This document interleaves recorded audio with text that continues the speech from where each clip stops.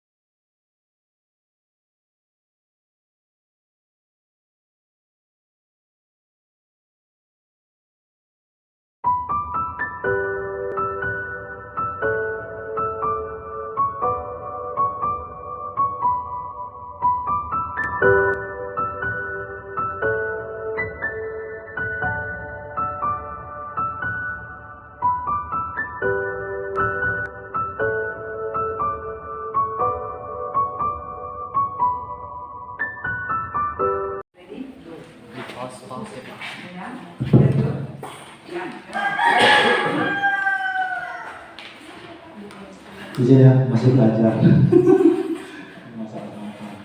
Terus ya, ini aja. Nah, nyatanya budaya positif di kelas dan lingkungan sekolah. Pengajar praktik saya itu Mbak Ritma, Chandra, Alisa, dan CGP kelas 10, Desa Sekali, nanti dulu. Nah, untuk menciptakan budaya positif di sekolah perlu dibutuhkan kolaborasi antara guru dengan kepala sekolah, mereka sejawat, masyarakat, wali murid, dan tentunya dengan peserta didik itu sendiri, serta sarana dan prasarana untuk menumbuhkan budaya positif di sekolah. Pada kegiatan tersebut, menerapkan budaya positif di sekolah diharapkan peserta didik akan memiliki karakter yang kuat, sehat, berakhlak mulia, mandiri, terampil, kreatif, dan berinovasi sesuai dengan profil belajar Pancasila. Lanjut. Nah, 5 posisi kontrol restitusi. 1, menghukum. Ada yang tahu menghukum? Ibu-ibu? Menghukum?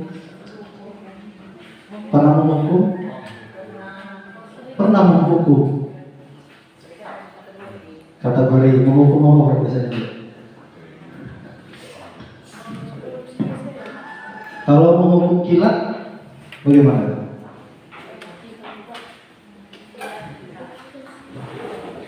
Pernah dengar? Belum. Hukum kilat itu tanpa disiapkan. Pada saat itu lo lanjut masih cicil sih. Nah, kayak gitu. Itu macam-macam. Oke, kemudian yang kedua membuat rasa bersalah, teman, memantau dan manajer. Terus. Nah, penerapan 5 posisi kontrol, contoh kasus sesuai dari visi saya. Sebenarnya dalam hal tadi sebenarnya itu masalah pembentukan karakter siswa sehat. Nah, di sini saya buat itu adalah murid tidak membawa minum dari rumah. Pernah dengar ya, kan? Pernah ya? Nah, 1, menghukum biasanya kan patuhi kesepakatan kelas, bersihkan lingkungan kelas, biasanya seperti itu. Kemudian membuat rasa bersalah. Berapa kali Bapak harus bilang sama kamu, Bapak kecewa sama kamu, biasanya seperti itu. Membuat rasa bersalah. Kemudian teman, Teman biasanya tahu? Teman? Bukan musuh ya? Nah, berarti teman kan? Berarti ayolah yang sadar, Bapak bangga sama kamu. Kali ini tidak apa kamu sadar. Oke, berikutnya adalah pemantau. Pemantau ini dalam bentuk observasi, bisa juga dalam bentuk biasanya apa namanya? Menggunakan alat itu. Ya, biasanya memantau seperti itu. Kamu sudah melanggar kesepakatan konsekuensinya. Berikut manajer, apakah kamu tahu kesalahan kamu? Bagaimana cara kamu memperbaiki kesalahan ini agar terdapat ke depan tidak terulang lagi. Nah, guru ini posisinya adalah posisi manajer. Ya, terus yuk. Nah, yang paling utama yang kita buat adalah membuat satu keyakinan kelas dulu. Keyakinan atau dalam bentuk kesepakatan kelas. Anak kelas berapa? Kelas 8 ya? Pernah melakukan kesepakatan kelas dengan Pak Gurman? Pernah. Oke, kesepakatan. Tentang apa Pak? Tentang membawa air minum dari rumah. Nah, tentang membawa air minum dari rumah. Kalau tidak membayar minum? Sesuai kesepakatan berarti kan? Iya. Nah, yang kamu buat sendiri dari anak untuk anak. Oke, sebagai langkah awal dalam mewujudkan budaya positif, murid akan diajak untuk membuat kesepakatan kelas. Kesepakatan kelas bersumber dari nilai-nilai positif yang dimiliki siswa. Harapan yang diinginkan siswa, harapan guru pada siswa, dan harapan lingkungan yang sehat. Nah, kesepakatan kelas disusun bersama. Disusun bersama atau disusun dengan Bapak biasanya? Bersama kita, disusun bersama antara siswa dan guru secara demokratis. Ada Bapak memaksa? Tidak. Terima kasih nak tentang kejujurannya. Kesepakatan kelas berupa kalimat positif, lugas, mudah dipahami, dan bisa ditinjau untuk dikembangkan. Terus Pak. Nah, ini contohnya lah. Kesepakatan kelas. Gambar menyatakan bahwasanya saya sebagai menggerakkan, yang salah satu yang saya lakukan adalah memberi contoh. Memberi contoh yaitu apa namanya? Kesepakatan membawa minum dari rumah. Gitu. Terus ayo. Nah, ini sebenarnya ada beberapa berangkat. Tadi dia mau bertanya, apa itu Pak segitiga restitusi Pak? Nah, segitiga restitusi itu adalah menciptakan kondisi bagi murid untuk memperbaiki kesalahannya, sehingga karakter mereka lebih kuat ketika kembali pada kehidupannya. Ini masalah restitusi ini sering kita, terutama 2 tahun atau 3 tahun belajar. Saya dari siswa ini 3 tahun 2 tahun ya. Nah, dulu di siswaan saya pernah menghadapi anak, terutama saya sendiri, apalagi menghukum anak. Saya tidak membuat suatu posisi mereka itu untuk apa ya? Kalau dia bersatu tadi, oh kamu salah ini, kamu yang harus hukum ini, panggil orang tua seperti itu. Nah, pada saat ini segitiga restitusinya ada juga.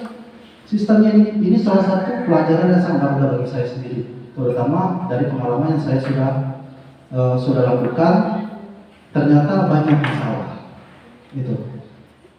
Seperti Mama Ibu Rizka ya, kamu nggak PR, kata Bu Rizka, lari. Apa lagi biasanya? 30 kali. Sananya apa lagi? Tuh, foto aku di paling orang ini. Letak kau basing deh, kasar kau, salah kau deh. Apa lagi? Nah, siapa yang disalahkan? Seperti itu. Apa lagi contohnya? Apa lagi contohnya? Contohnya lagi, tahu malak? Tahu malak terbit ya biasanya. Bu, duit aku tadi bu, kepala kamu rapi. Salah Pak Dewi. Ngapainnya kamu tuh mau belanja tuh letak duit tuh nasinya udah tuh juga jangan apa puluh karena duit tuh letakkan aja dalam sana kan 40. Nah pinjam pena hilang, macam-macam tuh. Kebiasaan kita apa? Bu, kebiasaan kita apa biasanya? Memarahi langsung kan? Memponis. Akhirnya dia rapat.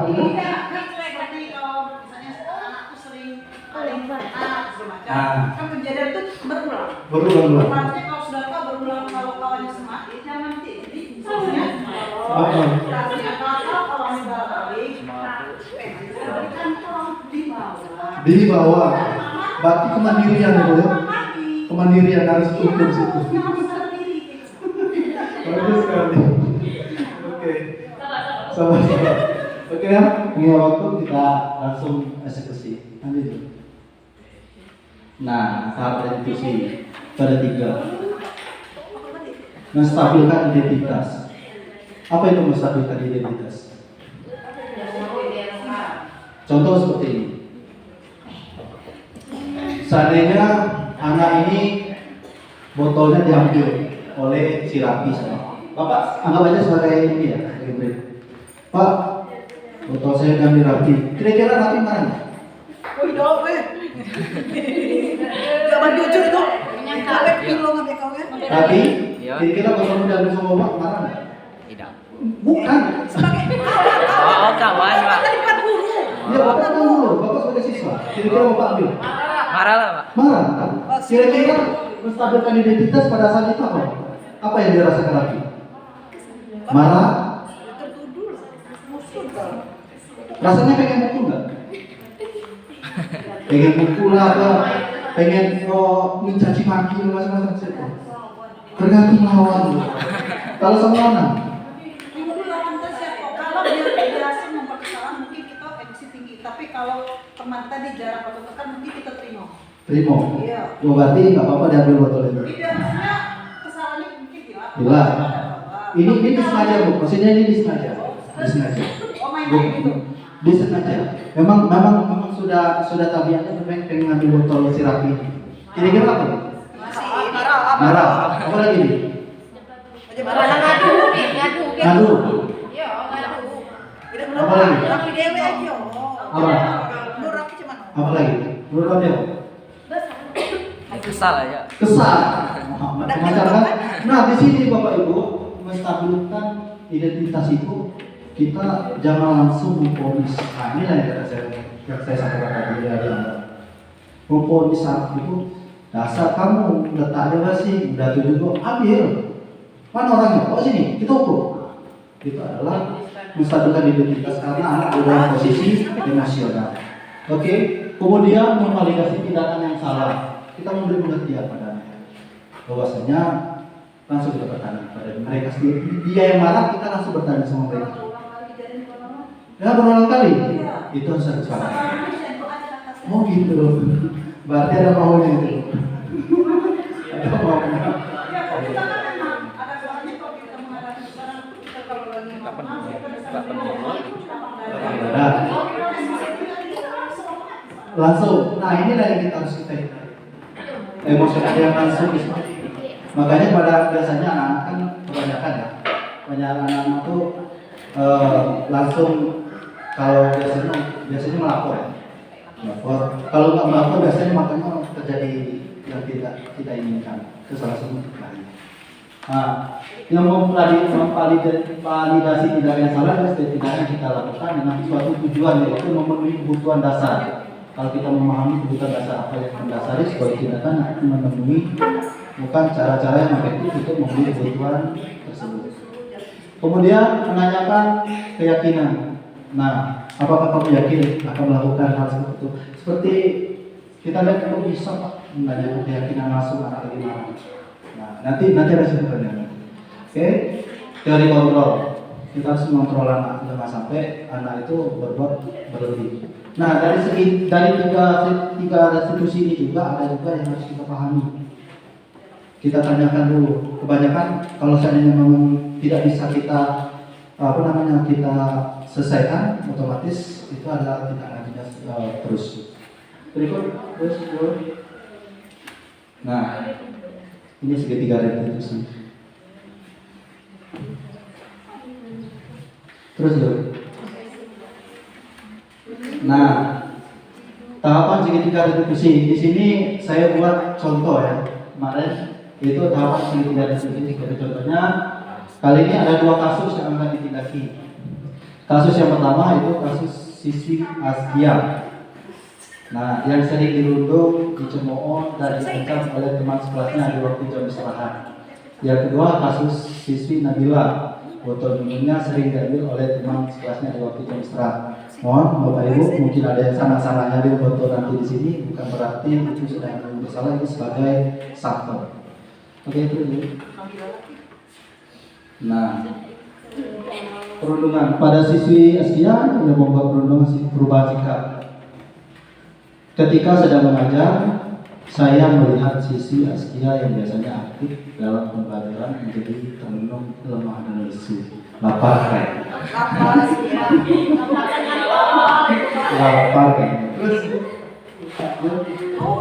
Nah, siswi Askia dipanggil dan diajak bicara. Kenapa tidak? Siswi Askia mengaku ia sering dirundung oleh kedua temannya yaitu Dapa dan Pia.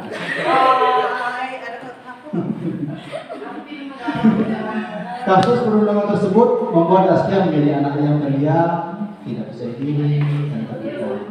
Nah, itu contohnya kan. Askia kerap dirundung, dicemooh, diancam oleh meminta uang jajan suatu jam istirahat. Ya, suatu jam istirahat minta duit. Berat dong, 2.000. Kalau enggak, kau 7 Pak. Apalagi biasanya? Biasanya apa Bin? Kalau dirundung. Kalau biasanya ngajak biasanya apa lagi Bin? Kadang-kadang kan nengok. Oke. Nah, nanti kita. Apa lagi Bin? Biasanya di kelas Bin? Jujur. Ayo nak. Biasanya yang bully di sekolah, di kelas atau biasanya kamu temukan? Mengolok-olok nama orang tua. Mengolok-olok nama orang tua. Nanti kita buat catatan, kita kembangkan. Apalagi? Pak Jol, tolong catat. Mengolok-olok orang tua, apalagi nak? Itu di kelas Askia kemarin. Minjam pena sama kau. Minyak pena, maksa langsung. Nanti kita kembangkan lagi, masih nyatanya. Terus apalagi nak? Pinjam pena Inggriska dapat tadi. Itu minta secara halus. Apalagi nak?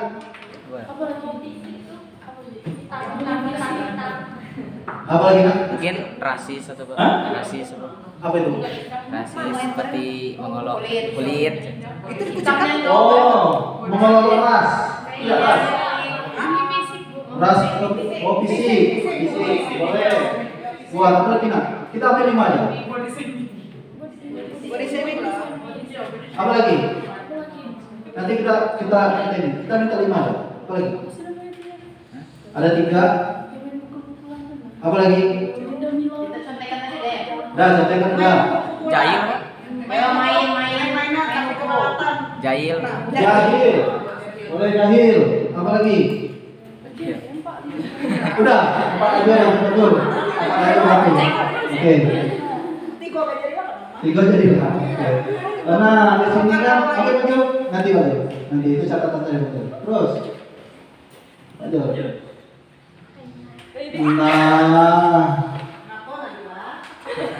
Bisa belum banyak dulu? Gak bisa itu.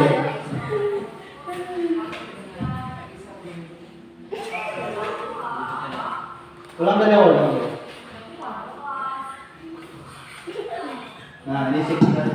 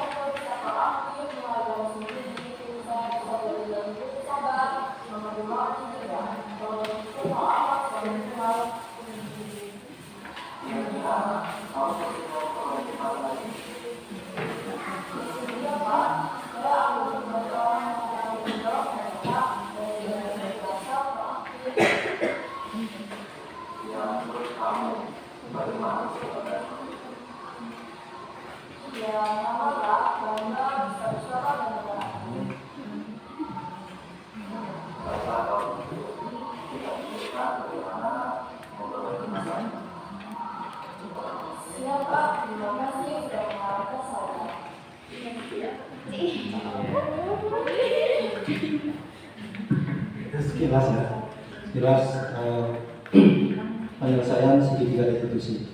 Oke Pak Jol, lanjut Pak Jol. Nah, pada tahap segitiga restitusi, menstabilkan identitas, guru memanggil siswa, Dapa dan Zidan pada awalnya mereka tidak mengakui dan menganggap remeh masalah. Tidak Pak, kami dan ini ngambil duit Askia itu. Itu banyak anak-anak kan, jarang lah itu jujur. Jadi di situ untuk menstabilkan identitasnya, sesuai dari yang permasalahan tadi, contoh kita jangan langsung memvonis di situ. Kita ikutin dulu anak biar dia bisa jujur. Berikutnya memvalidasi tindakan yang salah. Guru menyampaikan bahwa perundungan adalah kegiatan kriminal, berarti kita minta duit tuh. Contoh kan, ngambil botol tadi, sisa pun tak tampak kaget dan akan berakibat. Menanyakan keyakinan, dan terakhir itu guru pun menjelaskan keyakinan dan kesepakatan kelas bahwa siswa-siswi saling menghormati dan menghargai. Mereka pun berjanji untuk mematuhi kesepakatan kelas dan keyakinan kelas, meminta maaf kepada Askia dan Nabila. Demikian pemaparan materi dari saya untuk kuliah positif. Oke. Terima kasih. Mohon maaf atas segala kekurangan. Saya masih di D2, banyak kekurangan. Saya juga assalamualaikum warahmatullahi wabarakatuh.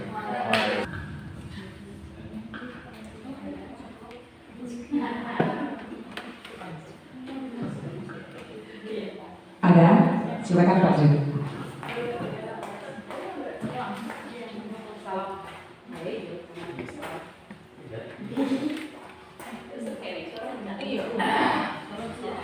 Assalamualaikum warahmatullahi wabarakatuh. Waalaikumsalam warahmatullahi wabarakatuh. Saya ingin bertanya kepada Mr. Julianto mengenai tadi visi ya. Visinya ingin menciptakan, mewujudkan siswa yang kreatif. Dalam proses pembelajaran. Ya. Jadi dari visi itu berarti kita fokus ke anak yang punya potensi saja atau bagaimana? Kan kalau di sekolah itu kan bermacam-macam karakter anak kan, ada yang punya potensi, akademik, ada non akademik, itu bagaimana? Mungkin itu saja. Saya akhiri. Wassalamualaikum warahmatullahi wabarakatuh. Waalaikumsalam. Terima kasih kepada Ibu. Masih ada Bapak Ibu? Kita tampung dulu pertanyaannya, akan kita jawab sekaligus. Cukup, kalau tidak ada silakan dijawab. Terima kasih, sangat luar biasa pertanyaannya dari Ibu Aam tentang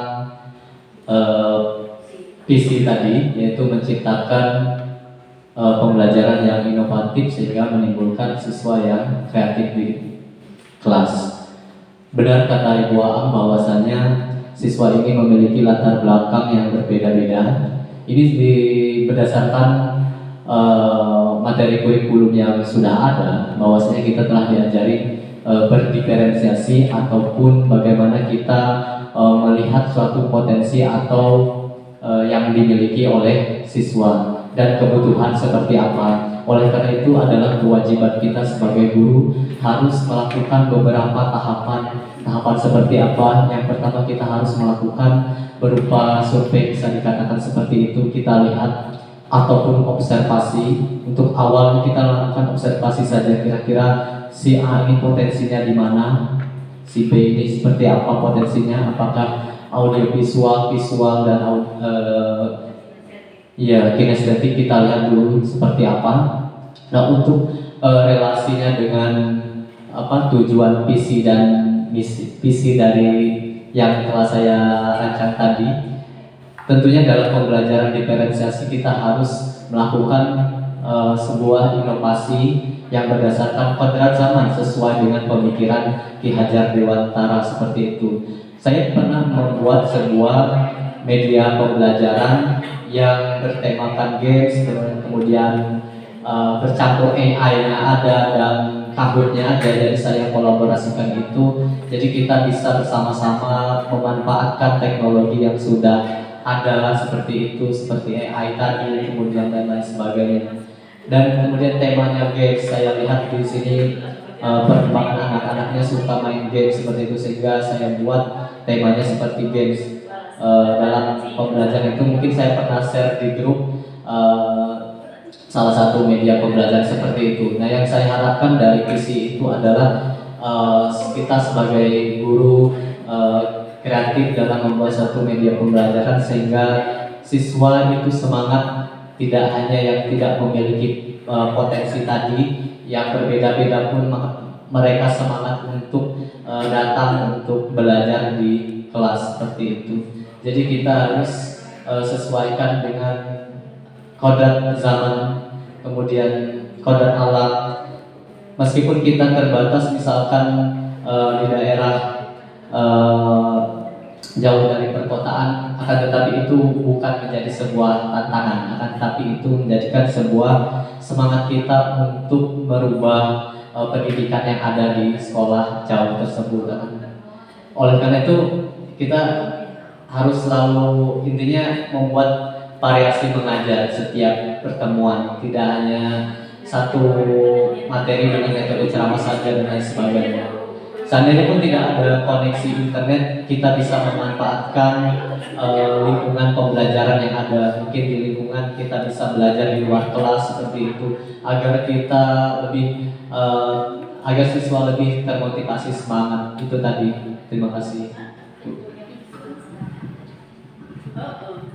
Oke, terima kasih Pak Zul. Mungkin benang merahnya adalah setiap siswa itu punya bakat dan potensinya masing-masing. Kalau menggunakan pembelajaran diferensiasi itu kita ada diagnostik awal kan Bapak Ibu yang memetakan siswa kita masing-masing berdasarkan kebutuhannya. Jadi seperti kata Pak Zul tadi, kebutuhan siswa itu akan nampak saat kita memetakan. Jadi setiap anak itu punya potensi masing-masing. Kemudian mungkin bisa dijelaskan Pak Zul tadi, kita sebagai guru mempunyai strategi untuk mengoptimalkan potensi di diri anak itu masing-masing. Itu ya Pak Zul ya. Oke Bapak Ibu, saya rasa cukup untuk diskusi kita pada siang hari ini, sudah mau menjelang sore hari. Kami berdua dengan Ibu Rima selaku pengajar praktek, jika ada kesalahan kami mohon maaf yang sebesar-besarnya dan kepada Allah kami mohon ampun. Kami sangat berterima kasih kepada Bapak Kepala SMP Negeri 5 Kepayang, Pak Dedi, dan rekan guru semuanya yang sudah mendukung aktivitas CGP di SMP 5 Kepayang ini. Masih banyak Bapak Ibu perlu berkolaborasi sampai 5 bulan ke depan. Masih banyak hal-hal yang perlu dibantu dari mereka berdua untuk melakukan kegiatan pendidikan guru penggerak angkatan 10 ini. Wabillahi taufiq wal hidayah. Assalamualaikum warahmatullahi wabarakatuh.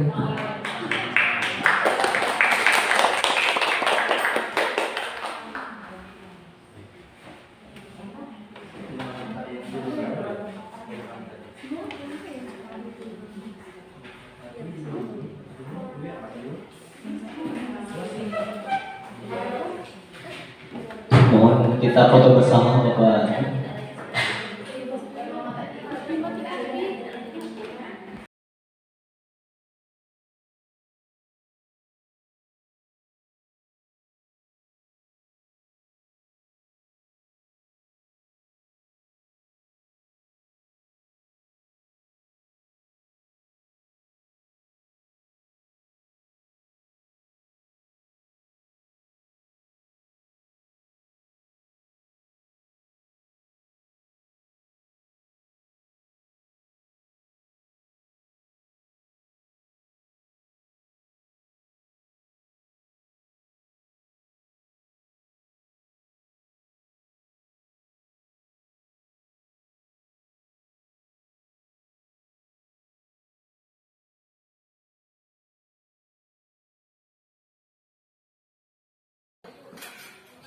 Siang Pak, Ada apa Nabila?